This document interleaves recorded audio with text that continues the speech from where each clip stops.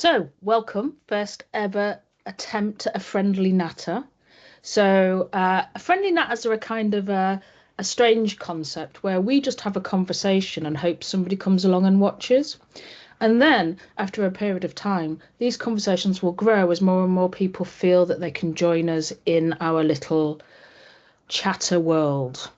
So today it's me, Rachel Smith. I'm the service lead at Parent Friendly Schools, and this is Hey, I'm Caleb. I'm head of schools at Parentkind. our topic today is about that period leading up to kids going back to school and giving an insight a little bit into the into what we know is the life of parents in that build up that might give teachers that sort of, I don't know, a broader insight into maybe how what has happened to those young people and to what's happening to those parents just before they turn up to school. Mm. So, first things first, imagine you are a, a parent whose child is 3 years old, going to reception, maybe four, going into reception for the first time. It's your first child ever, and you're tottering them off to school for the first time. Empathize. What does that feel like? I'm going to immediately get out my phone camera and record 3 Instagram reels of the devastating trauma that most parents, as they leave their dog behind that's looking for their child. I really enjoy that content actually from parents on um, exactly what that looks and feels like. Because I think it's a step that every parent goes through, right? But it's one that's fraught with assumption, bias, and misunderstanding. We actually at Parentkind produce this, which is Be School Ready, which is a lovely magazine to help those parents Oh, with tips on getting things like school lingo explained. I think one thing we do as schools and as educators is we're quite difficult and intimidating. We've got a big fortress-like safeguarding rules on campus, and we've got loads of acronyms that can make I it was going to really tricky say, for you that do. new parent. I spent most of my life for 20 years just talking in letters at people. I didn't even Yeah. bother with full sentences anymore. For So, sure. Even things like the year system or having a head of year or, who SLT is, that's all just wild stuff for many parents. So I think the feeling from those parents is grief and loss because their child is not quite going to be as present as they have previously been, and a lot of intimidation. I think the grief is real, right? Because they're moving. I think any life phase change like that, because it's a big one, isn't it? You've had a little Mhm. baby, they've turned into a toddler. You marvel at how quickly they've grown, and now they're off to school, and you're getting into that age where you're now your parents of Mm. children who are going to school, and it must be terrifying. I've never done it. I've watched other parents do it and looked at them going, "Why is she crying? Why is she crying?" It's a good thing. She gets free babysitting for a long period of time. See, But I think the bigger one is going to big school. I think oh, it's the progression from primary to secondary in many cases where it feels like it's more grown up. The kids now moving from like fun school territory to, life-threatening career pathway territory of education. And that kind of chapter change, I weirdly think is the more intimidating one for parents. you see, yeah, I was a secondary school teacher, and I was one of the scary teacher types. And one of the massive things that made my year 11s wet their pants was the time I was given a year 7 form. So these poor little year sixes were trundled into my classroom on transition and given and the scary teacher. Um, and it made me realize just the terror of the giants that they're now in the world with, where they were like Mm. little minnows before, sorry, whales before they're now minnows. But then the parent empathizes with that, don't they? Because they remember their traumas from school too. Well, particularly that transition, I think people got Yeah. much more memory of that one for sure. I always like it because I think the rules change, smartphone usage, attention in class, homework, like so many of those things you've got into like a rhythm during your primary school years, then suddenly get kind of cut. and the emotional ties to your classmates, to your teachers that you've known for a really long time, even just the building familiarity can be really challenging, particularly for children that have SEND or attachment challenges. Absolutely cut changing all of that and moving into a totally new school at any stage is a real pivot point that, as you say, people remember. Weirdly, from my experience, schools are really that much better at helping children with needs transition, but more importantly, helping the parents transition with them. Interesting. We do a lot for the kids because we that's that's the stock in trade, so to speak. That's our product moving along the production line. But the parents that come with them, we don't help transition as well to help them understand their role and the shift change in in the education. Because even from class to class at primary school, there are changes of expectation. So from year there's such a sea change from, let's say, the year two expectations to the year six, because at year six they're trying to get them into the routines that they would then feel in year seven. So Interesting. if you're a parent moving along with them, the expectations of how you do routines at home evolve too, but it's kind of a mystery. It must be a mystery to them because it's just suddenly, oh right, we're doing it this way now, and there's no reasoning to it, I think. But the from 6 to 7, and if it's your first time, oh, I can only but imagine as a parent you're terrified for the little person being sent in, and they're all dressed up in a grown-up suit now, and you're like, The irony of you saying, in a grown-up suit, part of the challenge with that for obviously many parents we know is the cost of living, like the actual cost of school. Some of the data we have is just mind-boggling to me. So, we know that a third of parents are struggling financially, and a quarter fear they can't make mortgage or rent payments. But we also know that an average household of 20,000 income spends £2,000 a year on school costs. And I think it's one of the big misnomers that school isn't free. So actually one of those transition points becomes a really big cost burden because the kid not only requires totally new uniforms, and maybe they're not as connected to the recycling schemes, or their school doesn't have a PTA system set up for that, but actually it can be the kid then wants that chapter changed too. Their lunchbox needs to look different. They need that scientific calculator they haven't needed before. Like there's so many things that are really important as expenses. Even just thinking about school trips and books, and I mean the list is endless. So for many parents, and like right now, it's the cost of the dawn of September, in that it's going to be a really expensive period that many can ill afford.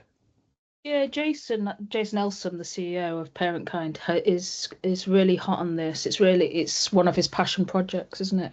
Um, but I think I remember him saying it's something like £1,000 difference a year between primary and secondary. I mean, Mm, it's quite expensive at primary. It's something like £1,500 a year for free education mm, out of a parent's budget. But then it gets to secondary school and it's £2,500 estimated a year. And if you have like two, three, four children all at different stages of education, the cost burden is incredible. mm. Yeah, And for sure. it becomes an equality issue. You're quite passionate about that, though, aren't you? This social mobility thing. For sure, I was disadvantaged growing up. I didn't sort of experience the negative side of that too much. Growing up in a coal mining town in the Northeast, although my accent doesn't show it. But I think it's so essential for those kind of moments to make sure you have that equalizing moment. That's part of the benefit of uniform, right? It's the equalizing of making sure that children can be seen the same way and not with designer goodies and, in comparison to others. But the reality is, again, a key pivot point is at that 6 to 7 transition, technology changes too. Kids want the latest iPhones or smartphones. They want laptops. They want new things that are going to help them into that kind of teenage lifestyle of greater independence, greater independent learning, etc. That's another big ticket item for parents to pay for. And not every parent even knows what the school has as technology or their policies. Or, it isn't always the case that schools do a good job of onboarding parents. What do you think they can be doing better at schools across the UK to ensure they can really address parents? I think it's setting the tone because I don't think necessarily because as an ex-teacher, I get a little bit riley here, and then I have a little internal dialogue with myself because I'm like, that's not the school's job. The school's job is to educate the child. Whoa. And then I'm like, but we can help. So the child will always want the latest, bestest, most fashionablest thing because it's the way they can guarantee they're not going to get bullied. Mm, Oddly, having the most expensive thing often gets them bullied, but that's a wholly different thing. But the point being is that the school can set the tone of what is acceptable for the level of technology that's allowed in their school, that sets the bar incredibly low so that most can meet it without strain. Do you see what I mean? mm, So if the parent wants their child to have a phone for safety issues, which is the common argument, it doesn't have to be a smartphone, for mm, instance. And you can get a very cheap phone that most can have accessibility to with data that doesn't have to be the latest Apple 23,000, wherever we're up to now. And equally, they can set the tone in terms of uniform. So it doesn't, they can say specifically that they're not allowed branded uniform items. They themselves can say that it can be any jacket of a certain colour and will sell badges for 10p that you can sew on. Do you see mhm, what I mean? So and you want that for all of your parents to do that. Do you see? So the school can set the tone to set the bar and an equalizing fashion. Now, I did go to school in a poor town like you, not quite as northeast, but in what I like to call the witch's bum of the UK. I invite everyone to go and look at the map of the UK to see what I mean. Grimsby, um, and we didn't have a uniform rule, and we were a very poor family. So I did feel, and I still viscerally feel, the stigma of going to school in rubbish clothing when the way to be popular was to wear the best clothing. mm. So I have it's a bit of a passion thing for me that um, the cost of living and the shame that parents bring is awful. But more awful is the shame that's then visited upon the child, that's then felt by the parent. Do you see what I mean? Yeah. And I think we all have a duty to come to the party in order to support on that. And it's not about, is this the school's job? Is this the parent's job? Is this our job? We're in partnership for this child. What can schools do to help parents along with this? And what can parents agree to with an understanding that the school's got this global view of a whole school population of which their child is one? Does that make sense? It does. I've got a question though, which is I'm a new parent. My child is transitioning from year six to year seven. When is the point that I know who I'm partnering with? Class teachers, head of years, SLT. Like, when do I know what the face of my partner looks like? When do schools make that clear? Practice is so hugely different. So Yeah. I can tell you what some of the best practice I've heard in the conversations I've had with schools to date.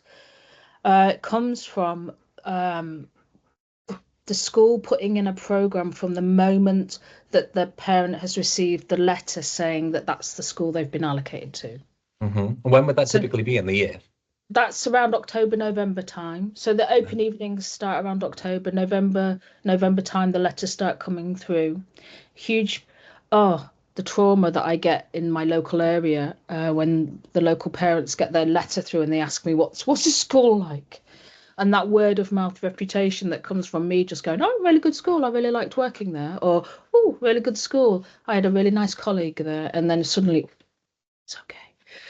So at that moment, the school has a massive responsibility to reach out and ease the angst that that parent feels from the Mm, start. Do you see what I mean? mm, So the head teacher's fine. Put the head teacher in front of them. The parents, and there is a, but that sets up a degree of power dynamic. You mm. know, I'm your child's new head teacher. The parent will have felt what it's like to have a head teacher before, and they'll still be doffing their cap and or wanting to put two fingers up at them, whatever their emotional reaction. So, but I would put the class teacher in front of them that's going to be, or the head of year, or the Senko, or the designated safeguarding lead, somebody that's a much friendlier face that can start to build that warmth and partnership with them, but more importantly, reassure them because that they're not convinced of your school yet. They've not had that trust built. So the best practices come from the head that's invited them in, yes. There's a school in London, Uphall and Highlands, run by a wonderful gentleman called Culvan Atwell, and he makes a massive effort of writing to the parents and making a really big deal of welcoming them into his community, and that's what he sees it like. Oh, excellent, come on in, type affair. It just gives such a lot of warmth, and that immediately eases some of that tension, I think. Do you know what I loved about Dr. Atwell's view there, Colvan, was it's a very small point that he made, but really resonated with me, which is you are going to know these people for 7 years. Like that's it's a 7 year relationship you're about to get into, whether you want it to be or not. So putting that time to, as you say, set that tone really carefully at the beginning, build those relationships, get a good understanding of home life, see and understand what the child really needs, not only is going to better educate the child, to your good point, but actually make that more harmonious because you could look through the lens of this is going to be your colleagues and co-workers for the next 7 years. They're your partners in the education process. So, bring the donuts, give Sandra a birthday cake, do those office things that you would do to kind of help welcome your new colleagues because that's your parent cohort. How do you make sure you build those relationships from day one? Because I think we both know from the schools that we work with, those that have put that investment in for all of their new entrants coming in pays off dividends for years down the line in terms of trust, belonging, and productivity. Yeah, Thorntonwood. This wasn't for transition parents, but it could be. Ran pizza nights. Just no reason to invite the parents in, other than the social experience of sharing a pizza with their child's parents. Do you see what I mean? Or Yeah. with the child's teacher and their parents together. And I just think the visual for the child is so strong that it's two very important adults in their life getting on, Mm. and there is no challenge to their loyalty, because the one thing I do know about kids is that they have this really strong and innate sense of fairness, and they want people to get along in their life. If they feel that that justice system is broken in any way, shakes their world, shakes their foundations, and we all know that that security foundation is so important for any growth in education and towards Mm. self-actualization, the pyramid. um So I just think bringing the parents together with the teacher and them, the child seeing it's all okay. My world is, as one. They're working together. No challenge for me here. Is so strong. Yeah. What I love about that is I think it goes right back to what the parent needs, which is I do challenge every school with their comms in how they connect with parents. Mm. Typically one directional broadcast comms that happen, when the school wants something and when parents don't respond in the way that a school would like, the school sends more of those comms to just overwhelm. What I love about Thornton One's example is how many times is your school inviting parents in when you don't need something from them? Whether it's money because you're doing a bake sale, or whether it's sports day in which you need them to marshal, or whether it's whatever it is that typically the requests from a school always come laden with a burden for the parent and for the caring parents and the part-time working parents and the busy parent lifestyle that most parents identify with.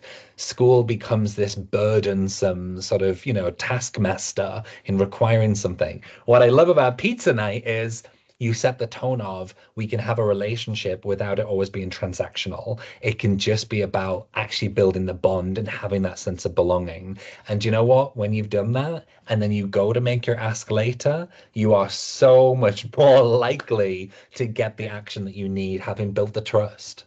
And there are some really important psychological reasons why it works. Because imagine, right, summer term, year six parents, you invite the year six parents in for a barbecue with all the staff. Get all the staff in, everyone's just literally eating burgers and having a chat. And you are now shoulder to shoulder, side by side to someone, just having a really informal conversation. It's so much easier to ask your stupid question. Yeah. Like, is my kid allowed to bring this smartphone with them to school?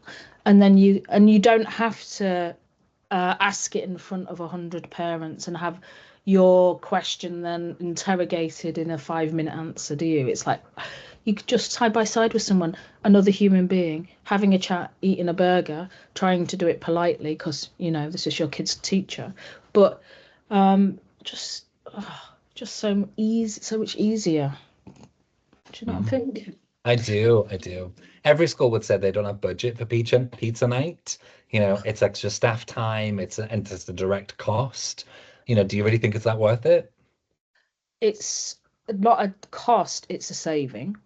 So the saving comes in the number of complaints that come into your school because the parent has never been informed.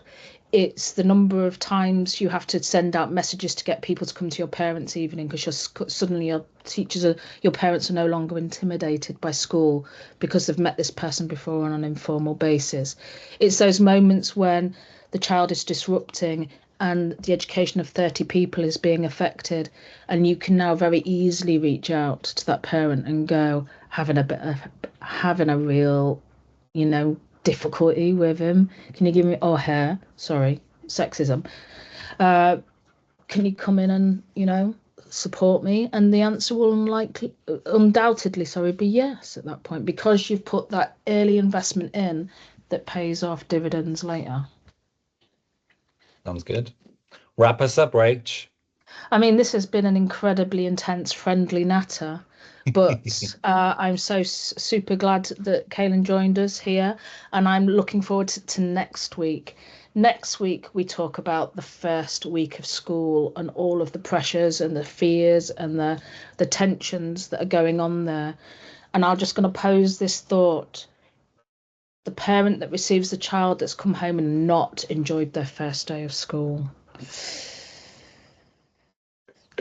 Thanks for joining us. Thank Speak you. soon.